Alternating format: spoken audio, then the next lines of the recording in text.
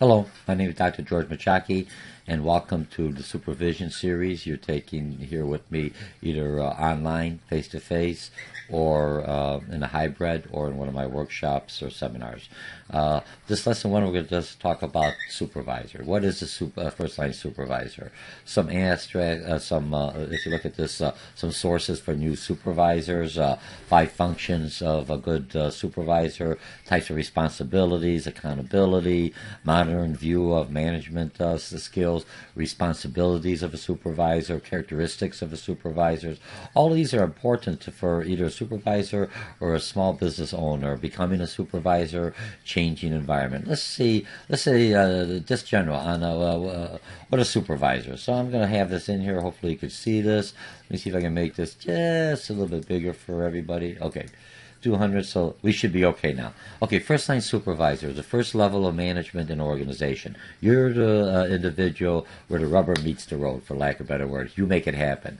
Most come from all ranks. You could be outside the company, inside the company. You work within the department. You excel in the department. You're the best one. You're best quality control. You have that leadership ability, so you're within the organization. A lot of first-line supervisors, most first-line supervisor positions are from within the organization. Where you look at middle management positions, they bring them from outside. So, because remember, the first-line supervisor, he or she has to be able to perform the task so they could be there to train the new individuals. They do not actually do the work, but they have to understand the work and know how to train them. Efforts of others complete the objectives. Remember, you got the goals that come from the organization, from the top management, comes down to middle management, it comes to the first line supervisor, and he and she are the ones that basically make it happen and measure it on team productivity. Okay, 3 levels of management. Real quickly, you have top, middle, and third level of first line supervisor. It depends on the book or the author that you're reading at, but it's basically first line supervisor, middle management, and top management. A small business owner, remember, you are all 3 in one. You're a condensed package. Okay? Job titles could be crew leader, training, supervisor, foreman, or 4-person. Let me change that because that's no longer foreman. That's not politically correct. Okay, so we'll change that right here. See, we're live. All right, or field person. Okay, are we good on that? What do we have here? 4-person. All right, and leader or team leader. Okay, so we have those, and it could be anything else that you want to do as a first line supervisor. You're the first one. You're the one that basically interacting with your hourly workers more than anyone else within the organization from a managerial perspective. Then you have men and women. Remember, there's no different sources for new supervisors, operative employees, people who've done the task, labor unions. A lot of times I was in labor union and went into a first line supervisor position without a pain in the butt for the labor union. So if you're a good steward and everything, and besides, when you're bringing people into first line supervisor, they understand the labor laws and rules and regulations.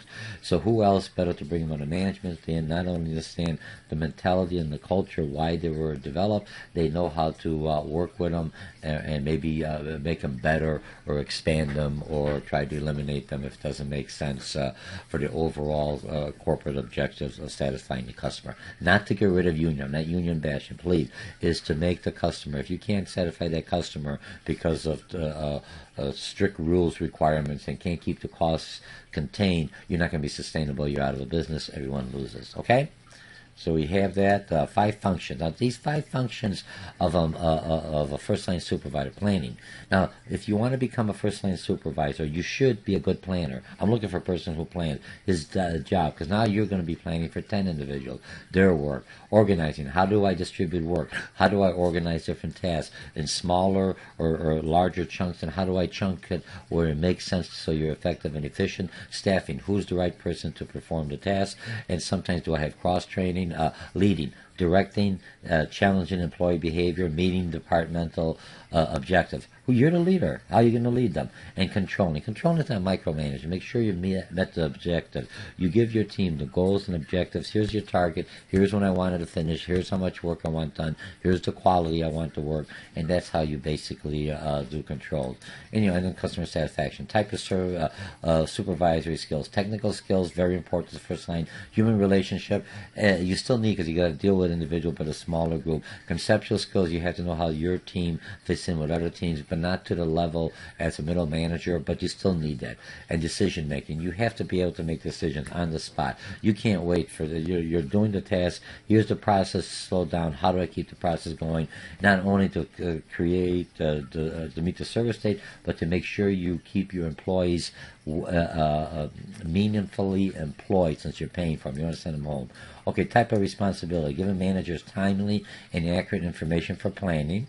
Keeping managers informed about the department's performance. Remember, as a first line supervisor, you basically are reporting to a middle manager to say, hey, we are on target, right? Remember, you're the one who is actually making the meeting the goals and everything else. You're the ones that actually is doing it. But you have to feed that information, and a lot of companies will have executive information systems or dashboards, so they know, is this work order done? How much production do we need? Do we need more people? Are we on target? Are we doing all this? Is from your reports in how you charge your time and everything else in accounting is basically tells me where we're at, and cooperating co-workers in other departments. Remember, you're the local person. Now, accountability, when I look at accountability, as a manager, responsibilities and accountability. The practice of imposing penalties for failing to carry out responsibilities adequately.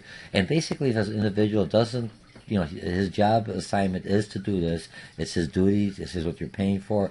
And if he or she doesn't do it, you have to punish that individual. Otherwise, others aren't going to do it. So why have the rules and procedures? And usually includes giving rewards for meeting responsibility. So remember, you have the reward, the punishment and reward to the individuals who meet the target goals and objectives of your department, which basically stream up to the objectives and goals of the organization. Modern management skills, here's what you're going to need. You have to have task skills, people-related activities, and change-related. All right, so you have to be flexible. The first-line supervisor, one of the people who worked for me when I was a middle manager, a superintendent, at ComEd, basically they are the ones I would have to come, hey, I want you to change it. They've got their whole job all planned. I'm changing it because I got a directive from the vice president, hey, this customer's upset, and he's a key account customer, tell your manager I want somebody out there. So he's a little upset, but he or she has to be flexible. Just like I had to be flexible, they had to be flexible.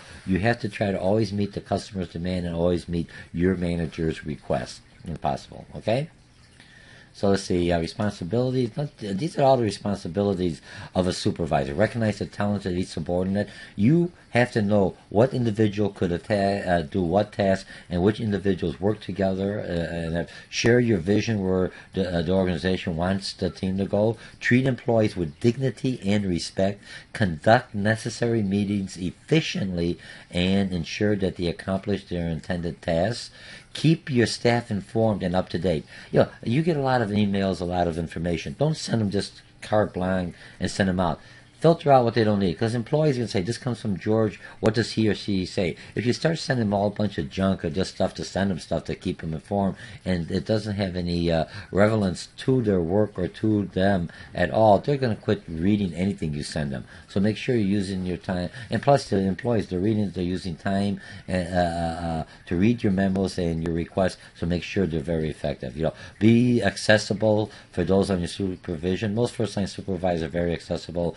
Conduct periodic evaluation of group progress. You have to do spot audits. Don't let them know where you're at all the time. Come in and just say, hey, can I come out with you? Visit your crews at different times. Do not be consistent. Some supervisors, at 9 o'clock, that's when they come out to visit their crews, and after that, I could have all the fun in the world. Well, come at 9, come at 10, come at different times to see, because there are different stages of the work. And the first-line supervisors, not when they start up, how do they do it at the beginning, in the middle of the day? Are they following all the safety procedures? Are they following all the rules?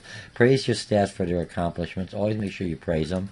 Keep in touch with your industry. I mean, it's other things that's happening in the industry with tools or safety issues or new procedures to get the job done, and be able to perform those duties you supervise. Most first-line supervisors, in case of a strike and everything else, are able to do those duties. Okay, characteristic for success. Ability and willingness to delegate. Remember, you're no longer an individual contributor. Your job is to manage and get people to work. The hardest thing for new first-line supervisors is delegation. You say, I have to do it, it's just as quick. No, You have to have the individual to do it. You're in that position. They may not be able to do it at the same efficiency as you are, but they come on, let's say, 80, 90%. Hey, that's good. And you could train and work with them. But if you start doing their work, why am I hiring them? You cannot do your job and the individual work. You are to delegate. You're the orchestra individual. You're the person that's making things happen, okay? Setting an example, recognize change in the role, desire to become a supervisor. Some individuals are supervisor because, well, you've got a college degree as supervisor. You may not want to be a supervisor. You eventually, if you want to move within an organization, or if you're a small business manager, owner, you're already in the supervisor position. Sometimes you're in there, so do the best, learn, and become good supervisors, okay? An employee with a superior grasp of technical skills need to perform well in the department.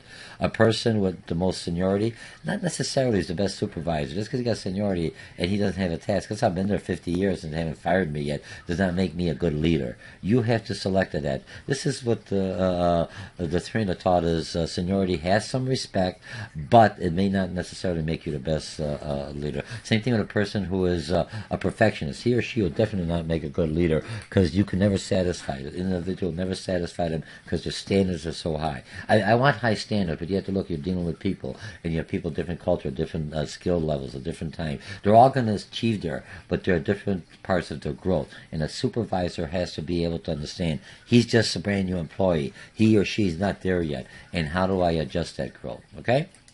And becoming a supervisor, set your limits on your behavior. Don't be a rescuer. You're basically there to manage the team and happen to see how we can absorb. Let the team come in together and come up with a solution. Communicate with everything. Be firm. These are my policies. I do not validate. No discrimination, no sexual harassment, no lying, no cheating. The other stuff, okay, you could do a little joking around like this. You could have some flexibility, but certain rules you got to have. These are rules that will not be violated while I am your supervisor or I am your manager.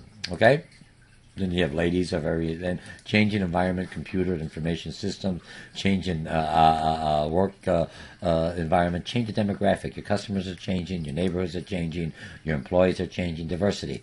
When I look at diversity, avoid stereotyping. You could generalize. Most Polish people are hardworking. Most Polish people are plumbers or electricians. I'm kidding. I'm Polish.